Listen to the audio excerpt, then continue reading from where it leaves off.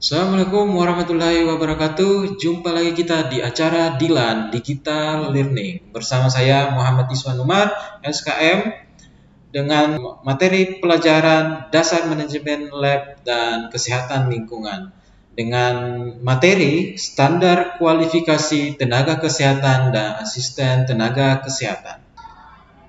Ya, baik. Materi kita di bab 1 ini yaitu standar kualifikasi tenaga kesehatan dan asisten tenaga kesehatan. Ya, adapun tujuan pembelajaran kita pada hari ini yaitu membedakan pengelompokan tenaga kesehatan dan asisten tenaga kesehatan berdasarkan undang-undang. Terus yang kedua yaitu membedakan pengelompokan tenaga kesehatan dan asisten tenaga kesehatan berdasarkan kualifikasi kerja.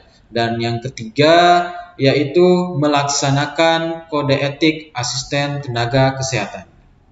Ya, kita lanjut ke pembahasan ya. Yang pertama yaitu apa sih itu tenaga kesehatan? Ya, oke. Tenaga kesehatan menurut Undang-Undang Republik Indonesia tahun 2014 nomor 36 ya, yaitu setiap orang yang mengabdikan diri dalam bidang kesehatan serta memiliki pengetahuan dan atau keterampilan melalui pendidikan di bidang kesehatan yang untuk jenis tertentu memerlukan kewenangan untuk melakukan upaya kesehatan. Ya, kita lihat dari pengertiannya aja ya. Semua dalam bidang kesehatan serta pengetahuan dan atau keterampilan berarti harus di atas S1 ya kalau di tenaga kesehatan. Ya, berbeda dengan halnya asisten tenaga kesehatan ya.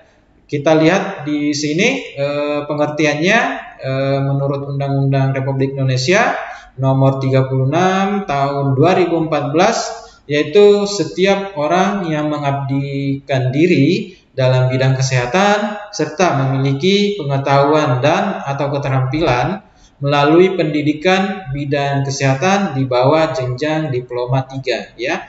Kita harus garis bawahi ya, diploma 3, di bawah diploma 3. Berarti anak-anakku sekalian termasuk adalah asisten tenaga kesehatan karena masih di bawah jenjang diploma 3. Ya, oke, mengerti semua ya. Oke, lanjut. Di sini kita lanjut ke pengelompokan tenaga kesehatan dan asisten tenaga kesehatan ya. Di sini ada berdasarkan undang-undang, ada tenaga psikologis klinis ya. Ada tenaga keperawatan, ada tenaga kebidanan, ada tenaga farmasi ya, ada tenaga kesehatan masyarakat, terus ada tenaga kesehatan lingkungan dan tenaga gizi dan tenaga kedokteran dan yang lain. Ya, oke. Kita bahas satu persatu ya. Kalau tenaga psikologis kalian udah tahu nggak ya?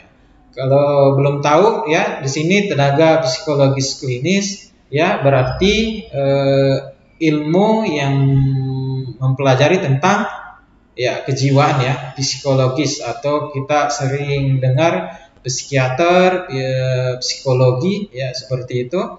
Terus yang kedua yaitu tenaga keperawatan. Pasti anak-anak sekalian tidak familiar lagi dengan kata keperawatan ya, yang merawat pasien, yang menggantikan infus pasien ya, yang memandikan pasien ya, seperti itu.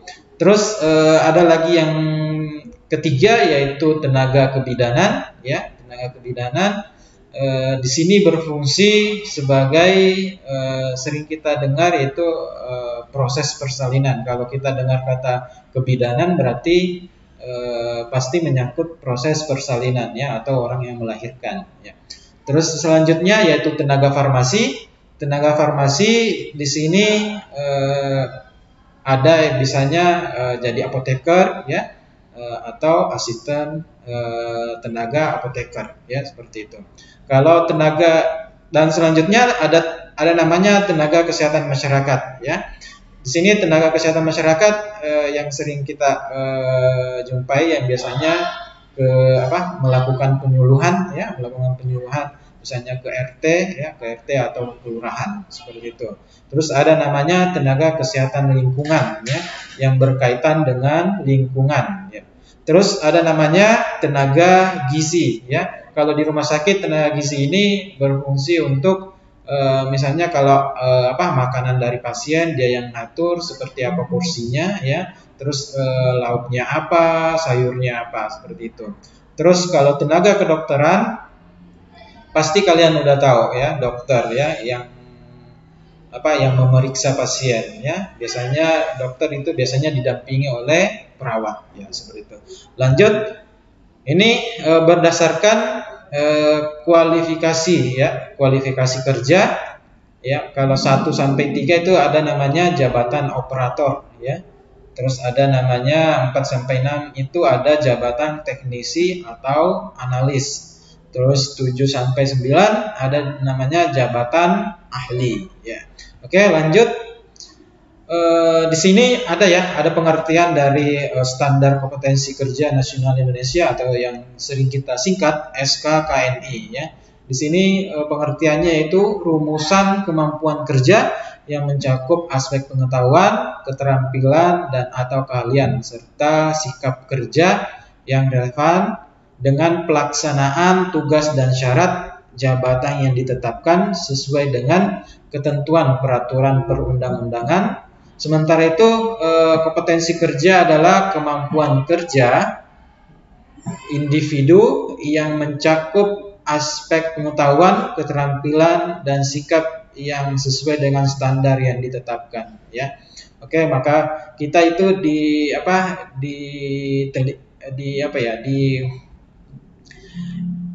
dari standar kompetensi kerja ini kita mempunyai suatu apa sih yang kita harus lakukan, standar-standar apa aja yang kita harus lakukan seperti itu. Oke, terus di sini lanjut ya. Di sini dasar hukum pengaturan ya, SKKNI ya. Undang-Undang Nomor 13 Tahun 2003 ya tentang ketenagakerjaan dan Peraturan Menteri Ketenagakerjaan Republik Indonesia Nomor 347 Tahun 2015 tentang penetapan SKKNI ya. Berarti kita juga diawasi ya dengan tenaga ketenagakerjaan ya. Oke, lanjut. SKKNI atau asisten tenaga teknisi laboratorium medik ya, ada beberapa istilah ya dalam SKKNI asisten TLM ya sesuai Permenkes nomor 347 tahun 2015. Ada namanya judul unit kompetensi ya, ada namanya elemen kompetensi, terus ada namanya kriteria unjuk kerja ya. Apa sih yang dimaksud dengan judul unit kompetensi? Ya, di sini yaitu bentuk pernyataan ya terhadap tugas atau pekerjaan yang akan dilakukan ya, seperti itu. Kalau elemen kompetensi yaitu berisi deskripsi tentang langkah-langkah kegiatan yang harus dilakukan dalam melaksanakan unit kompetensi ya. Kalau kriteria unjuk kerja itu berisi deskripsi ya untuk kerja yang menggambarkan kinerja yang harus dicapai pada setiap elemen kompetensi. Oke, kita lanjut. Di sini ada kode etik asisten tenaga laboratorium medik. Sebelum kita jauh, kita harus membahas dulu apa sih itu kode etik ya. Kalau di tenaga kesehatan itu mempunyai kode etik ya, dari maupun perawat, dokter, farmasi itu semuanya mempunyai kode etik ya. Kita bahas dulu. Kode etik itu berasal dari bahasa Yunani atau ethos ya, yang berarti karakter ya atau watak, kesusilaan atau adat. Terus kode etik asisten teknisi laboratorium medik di sini norma atau asas bagi para asisten tenaga laboratorium medik sebagai landasan dalam menjalankan profesinya ya. Lanjut, ini ada dua tujuan kode etik, yaitu melindungi konsumen atau pelanggan, terus melindungi keluhan profesi dari perilaku-perilaku yang tidak benar. Ya, oke. Kita lihat dari tujuan kode etik ya, yang dilindungi yaitu konsumen dan pelanggan atau pelanggan ya.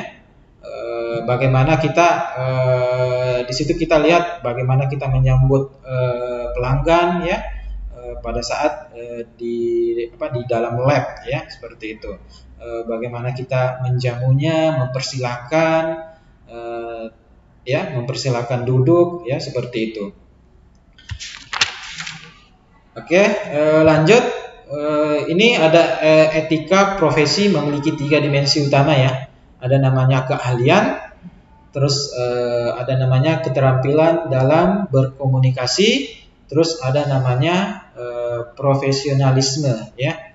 Dari ketiga dimensi utama kode etik ini yaitu keahlian ya. Keahlian kita sebagai tenaga lab ya, itu tidak dipertanyakan lagi ya, bagaimana kompetensi kita ya dalam melakukan suatu tindakan-tindakan di lab.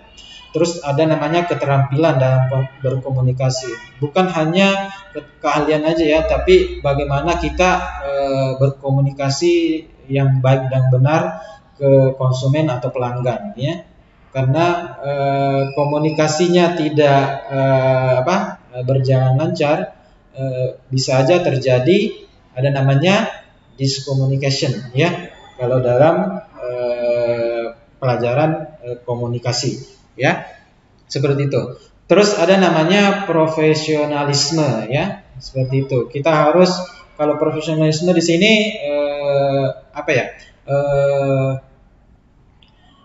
hal pribadi dan hal kerja kita harus kesampingkan ya, harus membedakan ya.